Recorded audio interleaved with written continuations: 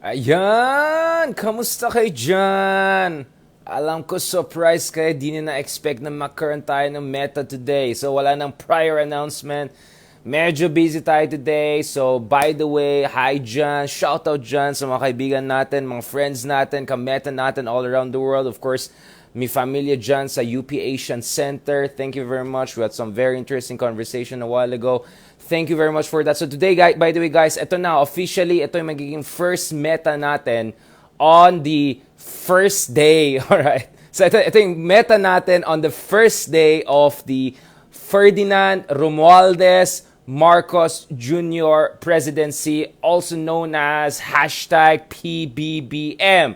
May malaking update tayo today. Of course, big update today. Finally, guys, meron na tayong DFA Secretary. And oh my goodness, this is the best pick that I was hoping for. Ito talagang pinaka-best talaga. Ito yung best scenario that I was looking forward to.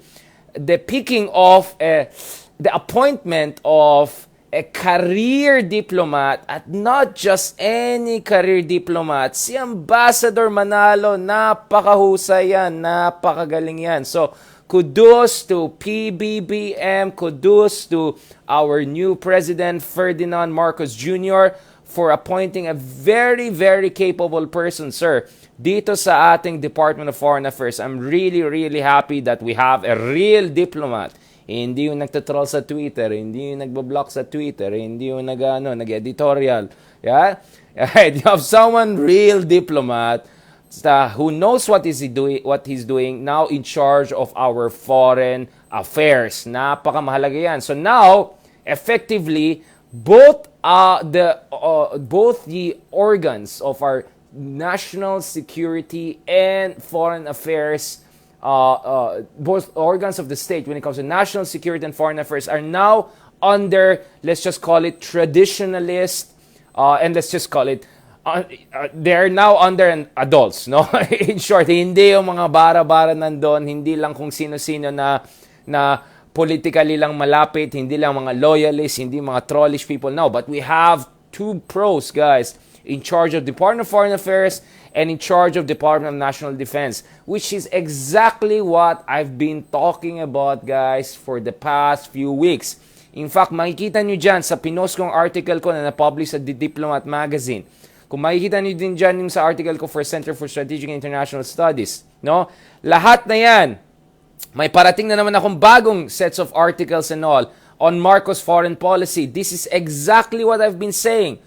Under Ferdinand Marcos Jr., we're gonna have a reset, a reboot, to curb the excesses naman of the Duterte administration.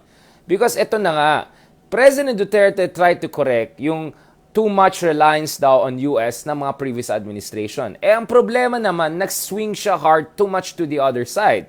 Naging overly friendly sa China, to Russia, right? And then, naging overly naman toxic yung diplomatic exchanges natin with America. Of course, eventually yung VFA na-restore fully, etc.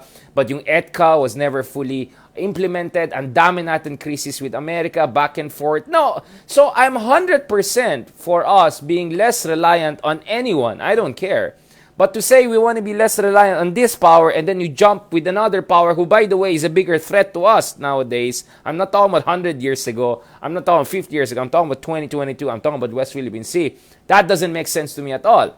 In fairness to our new president, Ferdinand Marcos Jr., parang inaayos din niya yung excesses din ni Pangulong Duterte pagdating sa foreign policy. So here we're finding essentially, I won't call it a reversion to the mean.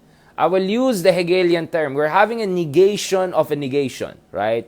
So on one hand, Duterte was negating, parang inaayos niya, at least para sa kanya, yung masyadong, yung sobrang dependence natin sa Amerika. Okay ako dyan, wala akong problema.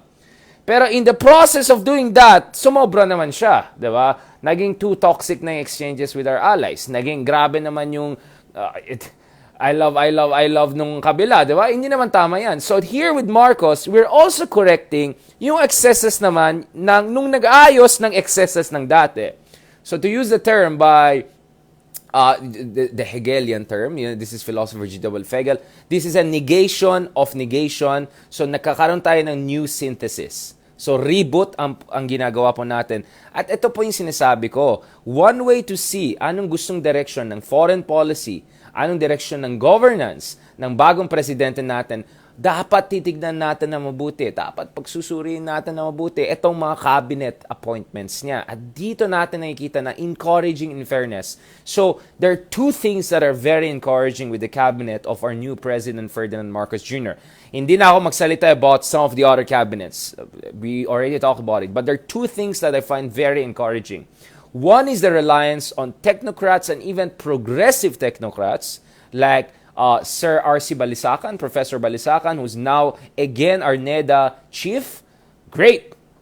And Sir Balisacan is an agricultural development expert. Sobrang happy ako nandun siya sa government. I've had extremely encouraging discussions with him. Sorry, hindi pa yata nilabas ng GMA yan, but soon, sana nilabas yan. I-share ko yung link, don't worry, once the interview's out. Very encouraging ako. And I'm sure si Sir Balisacan would be very helpful also to our new Department of Agriculture Secretary / President, Ferdinand Marcos Jr., in dealing with the food crisis with development issues. Super happy ako dyan. This is a great appointment. So one hand. On the other hand, you also have real experts, real specialists, real adults in charge of our defense and foreign policy affairs. So sa Department of National Defense, meron tayong si General Faustino, right? A former AFP Chief of Staff, a former Army General. So alam na alam niya yung kalagayan ng ating bansa pagdating sa ating national security, in terms of our defense needs. Secretary Lorenzana seems to be quite, very encouraged with his successor. So mukhang happy. So by the way, thank you, Sir Lorenzana, for doing a fantastic job for the Philippines. Kudos to you, Secretary Lorenzana. You did a great job as our defense secretary over the past 6 years. And Mong Secretary Lorenzana was quite happy na yung kanyang successor is someone that he's familiar with, someone with similar background, someone who's familiar with national defense. So kudos also to President Marcos for appointing someone who knows really something about national defense. Hindi lang sino-sino, but someone who really has a background in national defense, a former general, a former AFP Chief of Staff to be in charge of our national defense. And then now, napaka-encouraging ito, guys. Napaka-encouraging. Yung ating DFA Secretary ngayon ay isang career officer, not political appointee. Not yung close lang kay Bongbong nilagay doon. Not lang yung dahil magandang sinabi niya tungkol kay Bongbong sa kampanya or something like that. No. Not dahil... No, he put in charge the best possible person he could put in charge of our Department of Foreign Affairs. So if you look at it, now we have not only any career officer, diplomat, but Ambassador Enrique Manalo, who previously was our ambassador to United Nations, or I think outgoing na siya. Hindi pa yata siya tapos inaayos pa niya. So today na-affirm na we have, and by the way, just to give a background, Ambassador Manalo actually served as interim Department of Foreign Affairs Chief back in the days nung nagkaroon ng issue with Secretary Yasay's confirmation with the commission and appointments. But back then, interim lang siya. But this time, it looks like this is permanent. Now, may mga nagsasabi dyan na actually outgoing or the previous ex-Foreign Secretary Teddy Locsin actually said no or he was being considered. I don't know. Base sa alam ko, he was not really being considered anymore. And some are saying because of, of course, spokesman siya ni Cory. And then, I don't think that was really an issue. I don't really think so. But my point is, I heard na may possibility, pati si Harry Roque pwede ma-appoint. Pero hindi pwede ngayon, dapat after 1 year. So, first of all, we're hoping that this is no longer just another interim for Ambassador Manalo, but this is more or less a permanent or long-term appointment for him. So kudos. So ito, kanina, si Press Secretary Trixie Cruz Angeles, she confirmed that, yes, it is confirmed, although Ambassador Manalo has asked for a few days to wind up affairs in his previous post. Kasi United Nations yung post na yan. Just to tell you something about this, guys, yung post natin sa United Nations ay napakamahalaga kasi doon natin pinapakita saan tayo pumuposisyon doon sa mga global issues, especially very divisive global issues. And this is where, guys, I'm not gonna go and all the way say I'm a fan or something like that. Hindi naman tayo gano'n, hindi naman tayo fanboy. But to say, I want to say this, to be honest, I'm very, very impressed with Ambassador Manalo. Not only because of what I know internally, syempre marami tayong kaibigan dyan sa DFA. I've been working with our friends, with our patriots, great folks in the DFA. In various ways, I've been in communications with them throughout the year. So medyo alam ko naman yung internal view. And many people, I'm sure, are super happy now. So congratulations dun sa ating mga kaibigan na sa loob ng Department of Foreign Affairs, yung mga career officer friends natin, colleagues natin working there. I know you're very happy now with this appointment after all of the uncertainty about what's going to come next. So congratulations to you guys, and congratulations to the Philippines for this very, very, very good appointment. Now, speaking of our ambassador to United Nations, ito kasi guys, one thing I noticed is we had a vote of conscience multiple times in the past 6 or 7 months when it comes to Ukraine crisis. We are the only country in Southeast Asia that consistently voted in favor of Ukraine. The only other representative of Southeast Asia governments that did it is Myanmar, but that's a government in exile voting United Nations, not the actual government or junta which is in charge. In Myanmar na, nalunok ako. Ayan tayo, madaldal naman kasi. Sa kaka-build up ko lang Ayan.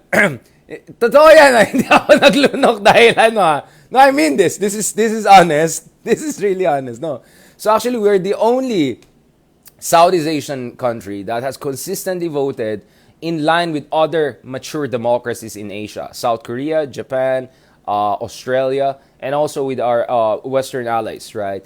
In favor of the bullied country, in favor of the invaded country. So kudos, and of course, ang ambassador natin sa United Nations is Ambassador Enrique Manalo, who will be our incoming, he'll soon be our foreign secretary. He'll soon be our foreign secretary. So I thought just to give a background to him. So of course, hindi siya bago sa atin because in the past he acted as an acting secretary of the Department of Foreign Affairs when nung nag-ad interim appointment siya of the late Perfecto Yasay in light of concerns over his appointment kasi hindi nga na-approve ng Commission on Appointments noong 2017. In 2020, na-appoint po si Ambassador and incoming Secretary Manalo as our permanent representative sa United Nations, so dyan sa New York, right? And Ambassador Manalo actually previously served as Undersecretary for Policy sa Department of Foreign Affairs, and he also served briefly under late President Benigno Aquino III. So someone very, very capable meron tayo dito dyan. No? So if I'm not mistaken, he's also a product of University of the Philippines. I have to just double check it because everything has to be fact checked. We discussed this. Yes, so just some of the background. Yes, alam ko UP siya eh. Yeah, UP Diliman nga siya. Economics. So tama yung inisip ko. He's a graduate of economics. I think both he's Bachelor of Science in Economics, which is the elite honors parang version of economics kasi may BA Economics din. And then nag-masters din siya ng economics. So he has a very strong background in economics. And as I said, mahalaga yung trabaho ng foreign affairs pagdating sa trade, free trade agreements, etc. So you need people there who understand economics, who understand trade, who understand how the global economy functions and how we should navigate this situation, how we can get help, how we can get aid, how we can get trade agreements, how can we help exporters, so it's very interesting that now we have a foreign secretary kasi usually may mga lawyers or businessmen or whatever. At least now we have someone who also has some basic good understanding of economics. That's very, very good. So happy ako dito. So as I said, in fairness naman, as I said, ito when you have a new president, wag lang nega, wag lang fanatic, right? Wag. Let's take things one step at a time and let's assess things on a case-to-case basis. And as I said, as far as the cabinet is concerned and these appointments are concerned, especially the appointment for DFA, the appointment for NEDA, some of the technocratic positions, the appointment in DND, super, super impressive. Super, super impressive, especially when you consider the fact that many people were thinking, nako po, pag Si Marcos yan, magiging pro-China yan, mga lalagay niya dyan, ganyan, ganyan. Oh, see, anong lumabas ngayon? Actually, the ones that he put in charge are very sound, patriotic, traditionalist, people who are really focused on their national interest. So let's support this, and but of course, it's true that the chief architect of our foreign policy is ultimately the president. That's true. But the day-to-day affairs of our foreign policy will be handled by Ambassador Manalo, right? The Secretary Manalo, all right? So it's very important that we have someone like him. And of course, the Secretary will also have a say on who will be the undersecretaries, who will be the assistant secretaries, right? Later on, he has to also coordinate with our ambassadorial deployment. So many aspects of our foreign relations will be influenced by, on a daily basis, with the Secretary of Foreign Affairs. So yung Secretary of Foreign Affairs ay hindi lang nandun na, Sir, anong gusto mong gawin? Hindi siya ganon. Meron siyang sariling pag-iisip. Meron siyang sariling mga priorities, may vision, may sariling internal dynamics. And it matters. It matters to have a foreign secretary who's not just on Twitter and saying crazy stuff, blocking people right and left, and competing with the president on who's being more controversial. We don't need people like that, right? We need career people, or we need real diplomats who know how to deal with the situation. So in short, what I'm saying here is that I think this is one of my top 3 favorite appointments so far in the new cabinet. And we look forward to hear more from Secretary Manalo in the coming months and years. And hopefully Ambassador Manalo will be in a great position to steer our country. He'll be empowered. He'll have the full support of the president to steer our country towards a more balanced, dignified foreign policy which enhances our national interest. Not the personal interest of the president. Not the interest of a faction in charge of Malacanang. No. The interest of the whole nation, right? Kasi yun nga yung problema eh. Pro ganito ka, yung pala, habol mo lang yung mga investment nila dun sa isang business na meron kang, hindi naman pwedeng ganyan, di ba? Or pro ka lang ganyan, wala ka naman nakukuha. Hindi naman pwedeng ganyan. So, dapat meron kang foreign policy kung sa yung national interest yung priority. And it's a results-based foreign policy. Hindi rhetoric-based. Hindi pangako lang. Hindi lang, di ba? Hindi lang marites. Hindi pwede marites-based foreign policy. Dapat results-oriented foreign policy. And in order to achieve that, kailangan mo ng experts to run the show. And in this case, we have a career. Not only any career, but one of the best career diplomats we have had in a generation, set to be our incoming foreign secretary. And as I said, I really hope, God willing, inshallah, God willing, he will be a long-term presence there in the Department of Foreign Affairs, so that medyo may stability and consistency in terms of the conduct of our foreign policy. And as I said, this also reflects on priorities, vision of Ferdinand Marcos Jr. I always said, and I didn't just say it here, I've written on this, guys. I've written on this, right? Pinost ko dyan sa page natin, di ba? Andun yung isa, di ba? Na I think, and increasingly I'm being proven right, that Marcos Jr. is more influenced by his father's legacy on foreign policy than President Duterte. Because if you look at Ferdinand Marcos Sr., you can criticize his domestic politics, you can criticize the dictatorship, you can criticize his economic policies, you can criticize the corruption, etc. But one thing you cannot criticize fairly is his foreign policy. Because yung foreign policy ni Marcos Sr. was assertive foreign policy. Was a foreign policy that enhanced our position dyan sa West Philippine Sea. It was a foreign policy that built us yung airstrip natin dyan sa Pag-asa, yung facilities natin dyan sa Kalayaan Group of Islands. No? It was a foreign policy that maintained a strong alliance with the U.S., but at the same time opened communication channels with the Soviet Union. At the same time, normalized ties with Maoist China. Right? So, equilateral balancing strategy. Dynamic equilateral balancing strategy. Yun po yung legacy ng Marcos Sr. So it looks like Marcos Jr. is following the same playbook. Not necessarily Duterte's playbook, which is, West, ayoko yan, dito ako sa China. No, he's for him, West, China, okay, let's deal. Where can we get the best deal? Maybe on this we can cooperate more with you. Maybe on this we can cooperate with more in you. If you're bully here, we can get help on this with you. You know, say, it's a kind of a compartmentalized, intersectional approach to foreign policy and strategic issues. Far more calibrated, right? Far more sophisticated than what we have seen. So ito yung article ko na pinost ko hapon sa Diplomat lumabas. Meron din tayo article dyan sa AMTI, for Center for Strategic International Studies. I'm making the same argument because we have all of these know-nothing people, ito mga feeling expert and all, na sinasabi, si Marcos yan, he's just gonna be Duterte light on foreign policy, blah, blah, blah, we're gonna be a province of China, blah, blah, blah, etc. Wait lang, do you even know what you're talking about? Have you even met Marcos ever? Have you even talked to the cabinet ministers? Do you even know these people? No, you don't. So don't, di naman tayo nagyabang, pero kilala natin mga tao ito. I've met all of them. Yes, I've also met now President, of course, back then Senator, Marcos. So you get what I'm saying? Like, ay nako, wag jump to the gun kaagad at humusga kung wala naman kayong basis. And, if Marcos was really just another Duterte light, you would know. We would have known it by now. Kasi yung maging appointment mo sa DND and DFA, alam na this. Ayoko na magsalita. Alam nyo na. Alam na this, diba? So, the fact that he made sure, so ito yung isa pang article ko, no? Dito sa AMTI. So, ipopost ko sa inyo para mabasa nyo na mabuti. Hindi lang ito marites. Sinulat talaga natin, analyze natin, and everything based. See? Ito yung article, right? Foreign policy under Marcos Jr. More like father than outgoing Duterte. Yun ang exactly title I used. And I posted, so this was published on June 13, last month na to.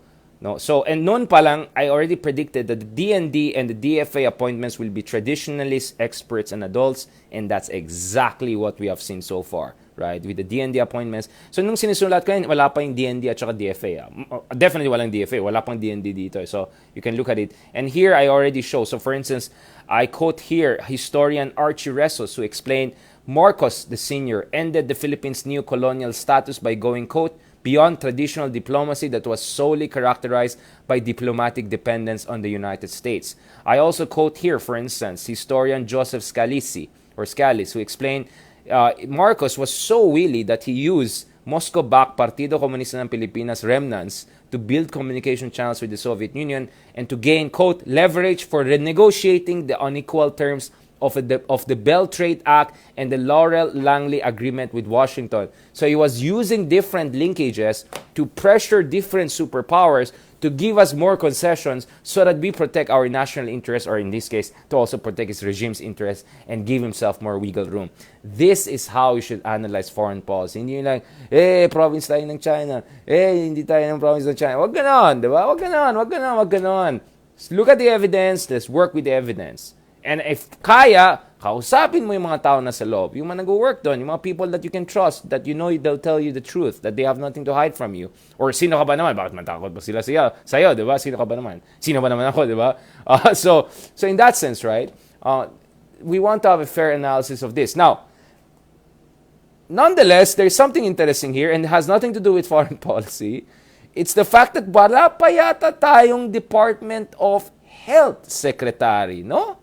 Parang wala pa. Di ba? Wala pa eh.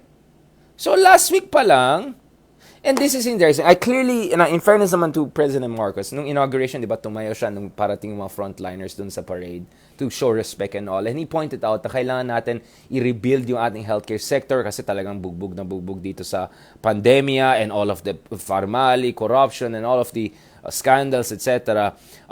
Last week kasing update ni Pangulong Marcos, of course, last week he was still president-elect, was that the list is getting shorter dun sa appointment for Department of Health. Ayon sa kanya, the short lists are getting shorter. If we started with 10 names, a dozen names, we're down to maybe 3 or 2 in each of those departments. So, medyo, finalist na ngayon. Yes, medyo surprising na parang, eto na nga hanggang ngayon, wala pang DOH. Dapat last month pa siguro yan. But, at least there are indications that they're moving in the right direction. So, sinabi ni Pangulong Marcos that we need to pick really department by department. And of course, health, not to say that the Department of Health is unimportant, but we are coming around to that. And I wouldn't be surprised if we have an appointment or a nominee within the next week or so. So, we're already there. So, I really wanted to get as many of those done before the inauguration, which he was not able to do. But at least he took care of the Department of Agriculture. Let's also discuss that soon. Let's see how we're going on that front. So, as of yesterday, this is yesterday, Thursday, wala pa rin officer in charge to succeed Duque. Yung favorite nyo, si Secretary Duque. Ito yung ayon kay Executive Secretary Office, no, ni Vic Rodriguez. So the DOH awaits further advice and instructions from the Office of the Executive Secretary as to the OIC head of agency upon transition in the new administration. Yan. So the private hospital, ito, but there are some names being thrown out there, guys. I know some of them you know. One of them is Etzel Salvana, member of the DOH Technical Advisor Group. Ito yung nagtitweet na, we got this under control. Diba? Ito pa yung February ba yan ng 2020. Tapos mamaya ulit, we got this under control, wag kayong makialam. Tapos ito na naman tayo, diba? Ito yung isa, mukhang magaling mag-navigate to. Alright. Hilik pa mag-tweet. Ayan. Ayan. Pero yung isa pa na in-endorse ng tao, so, is Dr. Ted Herbosa. No? So, yun ang in-endorse ng Private Hospital Association of the Philippines. No? At si Dr. Ted Herbosa ay naging COVID-19 Task Force Advisor. Right? So, let's see. So, it looks like these two individuals, these two physicians, physician ba yung isa? Or microbiologist? But anyway, these two people with background in medical sciences are in the lead to replace Duque. So far, parang wala pang in charge sa DOH, which is strange. Nagsimula na yung bagong administration.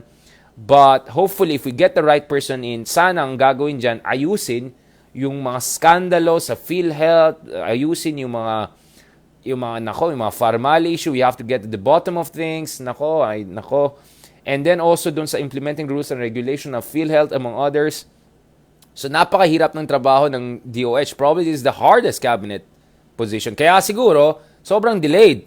Kasi baka yung iba, nagdadalawang isip or they want to make sure talaga they get the best person possible, no? Kasi napakahirap itong, napakahirap ng trabaho. It could be potentially very thankless and daming problema na iwan. Kaya kailangan ayusin yan. So, dapat yung next na nandyan in charge of DOH, medyo administrator din, hindi lang doctor na magaling, pero administrator, medyo magaling mamulitika in a good way, no, in terms of getting things done.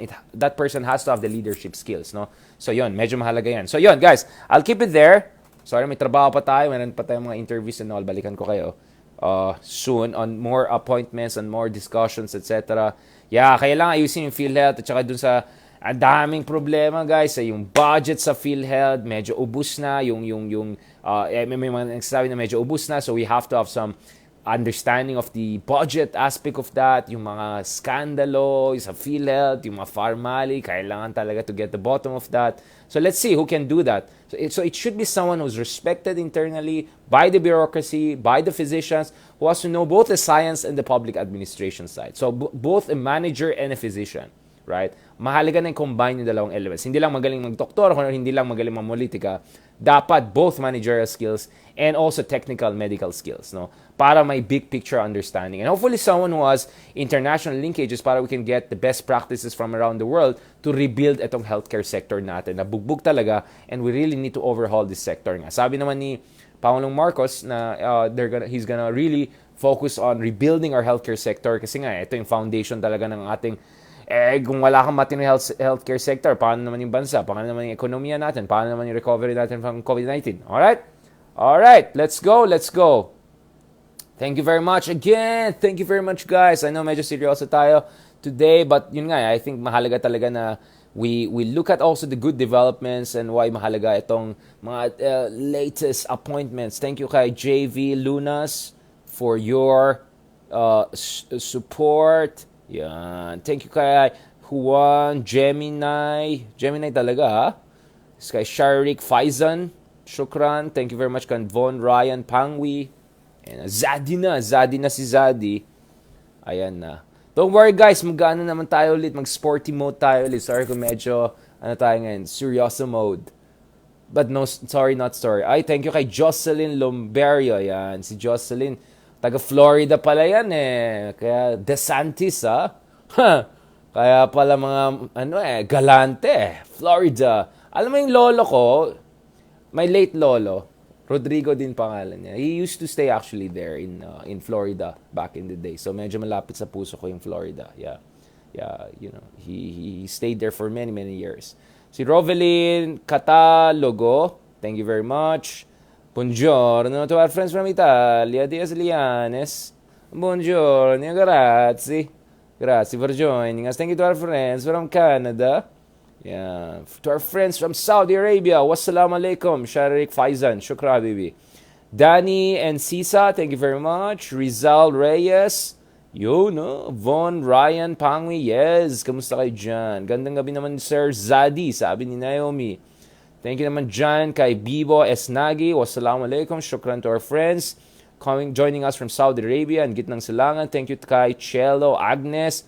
You know, full of energy again. Sabi pa naman, no? Ayan, that's what you get after 15 minutes of power nap. Itong suggestion ko sa inyo, guys, learn the art of power nap. If you can zen yourself, get 15 minutes power nap, you can reset and work again. Right? Kasi minsan talaga grabe yung schedule Hard to get straight 6 to 8 hours. So sometimes you have to do power nap. Sailor nap style. Cel Pedar, thank you very much. Kay Cello Agnes, ayan. Si Fenny San Miguel, supporter din natin yan. Thank you very much, ma'am. Thank you kay Danny and Ciza. Joining us from Davao. Kamusta naman kayo dyan? Kanina meron tayong kasamang prof na kausap, taga Davao din sila. Yan dami-dami mga marites. Alam na this. Ayan, namiss ko pa naman ang Davao. Lalo yung mga kaibigan natin dyan sa Ateneo de Davao. The best. Thank you kay Rizani. More power prof. Sabi naman ni Aisher Jamal. Thank you very much. Shukran. John Evangelista, thank you very much for your support. Thank you kay Brav Pete. Wag kang bad daw. Bakit? Ito nagtutroll sa akin. Si Sari. Saan na yan? Hanapin niyo yan, Hanapin niyo yung Sari na yan, Hanapin niyo yung, yung troll na yan, Isan. Okay. Ayan. Sabi naman ni Byron, maraming beater. Bakit na naman? Chill lang at good vibes na nga tayo guys. Huwag tayo mag-ganun huwag tayo mag-away. Tama na yan. Dalawang nag-away. Tama na yan. Parang dalawang nag-away, parang popular. Tama na yan. Ganun. Tama na yan. Umayos kayo dyan. Ayan. Thank you naman dyan kay Rizal Reyes. Kudus to former SND Lorenzana. Tama yan. Kudus talaga. See guys, let's be fair naman. Huwag tayo hater. Huwag ka rin hater sa akin, Maria Cristales. Thank you very much, ma'am, for your support. Talaga, Ito sabi ni Wak Magkalat Tito Boy. Sino kausap mo? Ito. Ay, daming umatak doon kay Sari Troll, Ayan.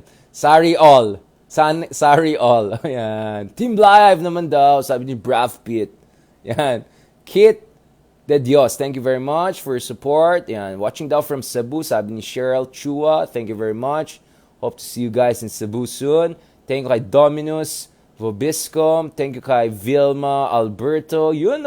Thank you kay Angeline Simons.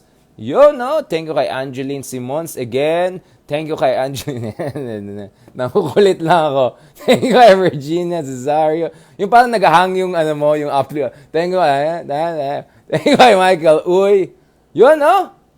Thank you kay Toto Jens. Si Brav Pitt talaga yan. Palaban yan si Brav Pitt. Ayan na. Sabi ni Lee Suk.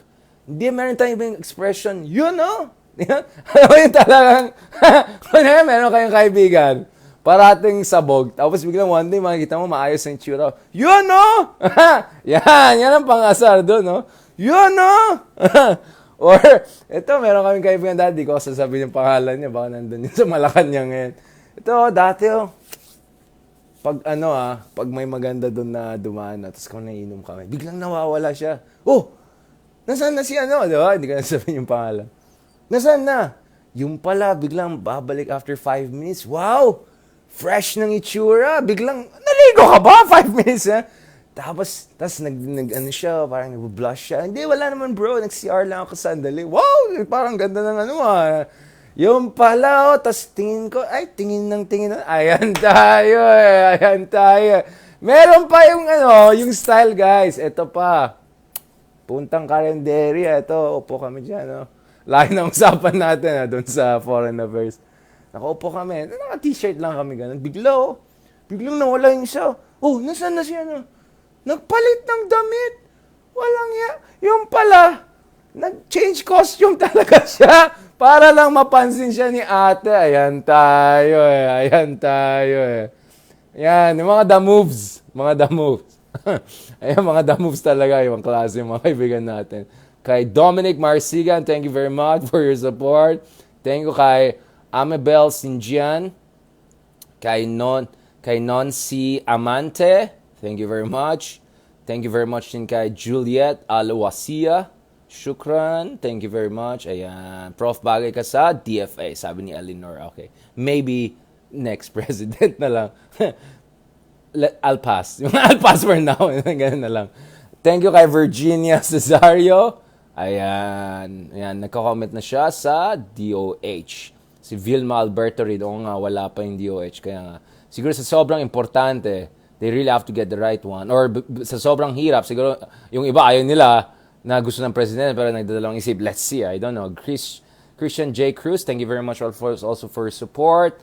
Thank you naman dyan sa Alenzuela Fina. Thank you very much, ma'am, for support. Kay Thes Pulagaw, kay Manalo, Kat Bonton. You know, daming mga fans ni Willie Ong dito Mukhang wala sa contention. And by the way, natalo si Willie Ong, so hindi siya pwede ma-appoint for at least 1 year. Alright? Keep that also in mind. So, I don't think they want to put an interim person for 1 year para may chance. Right? Kay Dai Goico, kay Rizal Reyes, kay Jella, yun, talaga si Jella. Ito si Danny and Cisa, talaga, isko yan no? Purong si Willie Ong pinupush na. Si Josephine Suarez, sabi niya, the best daw si Ted Herbosa. Sana naman, 'di ba? Sana naman yung nangyari sa DFA, mangyari sa DOH. Someone naman na talagang eksperto, hindi lang namumulitika or marites. Yung talaga may alam sa sinasabi. Alright? Thank you kay Lumberio. Yan talaga si Jocelyn mabait niyan. Mga taga Florida, magalang.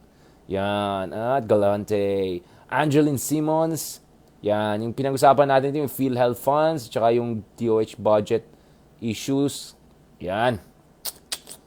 Rovelyn Catalogo, thank you very much. Bibo Esnagi, Manalo Gatponton, yan. Vilma Alberto, again, support. Angeline Simons, Rizani, si Mitch. Ayan tayo dyan Si Mitch, ayan, supporter din natin yan.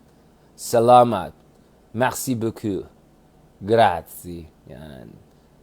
3-in-1, higupin na, sabi ni Danny and Sisa. Ay, ano pa, sabi ni John Luis, wag mo kalimutan, DOST, DNR, I mean, yun nga yung physical sciences, no? Correct. Hello naman daw from Sweden, si an Angel Heart, Partulan, right?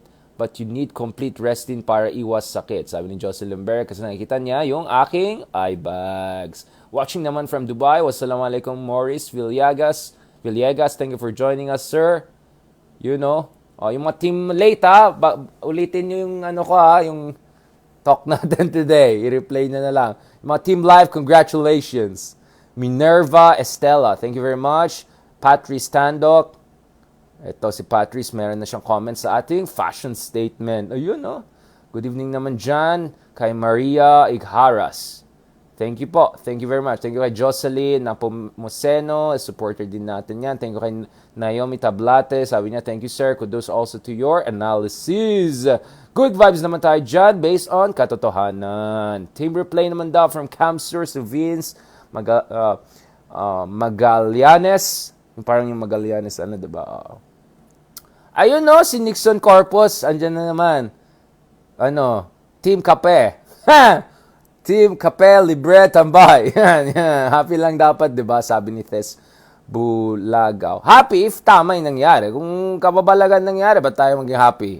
Di naman tayo fanatic dito, di ba? Thank you kay Dan Padilla. Uy, di ba kayo related kay Robin? Bahala na si Robin. Yun, Eunice Babalcon, Eunice Babalcon, sorry.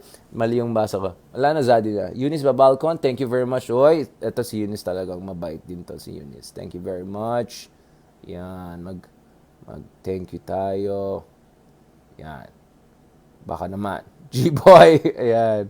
Nasaan na si Si Boy Kape. Ayan, si Nixon Corpus. Favorite niya talaga ako.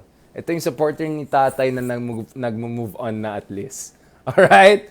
Medyo tinitignan naman niya yung katotohanan kaya nandito siya. Otherwise, andun siya sa mga vloggers na alam naman natin na hindi mahilig sa alam natin yan. Katotohanan at realidad. Yan. Thank you naman dyan sa friends natin joining us from Singapore. Yung mga friends natin, mates natin from Australia, good night. Tulog na kayo. Yung mga Kiwi, Australian friends natin, good night. Oh, sabi ni Josephine Suarez, may update daw siya sa DOH. The new administration is really sifting and will choose the best. Oh, di ba? At para sa kanya, si Doc Ted ang best. Sana naman. I mean, the same way, di ba? Yung DFA, worry tayo. Baka naman, kung sinong ilalagay dyan, ano naman dyan, yan naman. Tapos yung pala, magaling ang nilagay. Kaya, boom! Respect! Thank you, John, kay Martina Bay, joining us from Calgary, Canada. Kevin Bergantin, thank you very much naman, John. Pa-shout out din sa iyo. Yun, no? Yun, no? Yun talaga eh. Yung umupo kayo sa karinderya. Tapos, biglang, wow.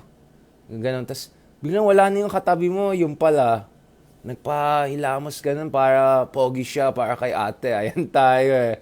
Yung mga ganyan moves talaga eh. Akala namin na wala sa'yo magbayad ng bill. Sabi ko, ayan na naman tayo. Bakit mo sinama tong boy libre na to? Next time, kung magsama ka nga, ikaw magbayad ng share niya, KKB tayo dito. Sabi, bro, hintay ka lang. Malalaman mo bakit siya nawala. Eh, bakit? Ay, na magbayad. Bro, kalma ka lang. Malalaman mo ngayon. Ayan, naghintay ako ng 5 minutes. Unti-unti lang kain ko para hindi darating yung bill, di ba? Hindi, kung tatapusin ko to, bill na, wala pa siya. Ay, hindi pwede sa akin yan. Di ba? Kain tayo ng konti. Gano'n. Tapos biglang dumating, wow! Yun o! Ganon! Yun o! Ganon! Ganon na kami. Tuloy napansin ni ate, nagtawanan kaming lahat.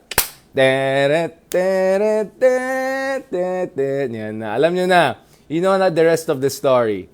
Na hindi rin siya pinansin natin sa dulo at nagbayad din siya ng bill niya. Kaya okay na rin kami. Alright. Ayan, tuloy eh. And yung mga friends natin, si Cheryl Singh joining us from Australia. Ay nako, marami akong kwento sa buhay. Kung alam nyo lang, lalo kayo magpa-follow ng aking, aking mga meta. Marami tayong mga ganyang kwento. Yung mga, yun o! Talagang, wow! Wow! Wala tayong alaskador talaga eh.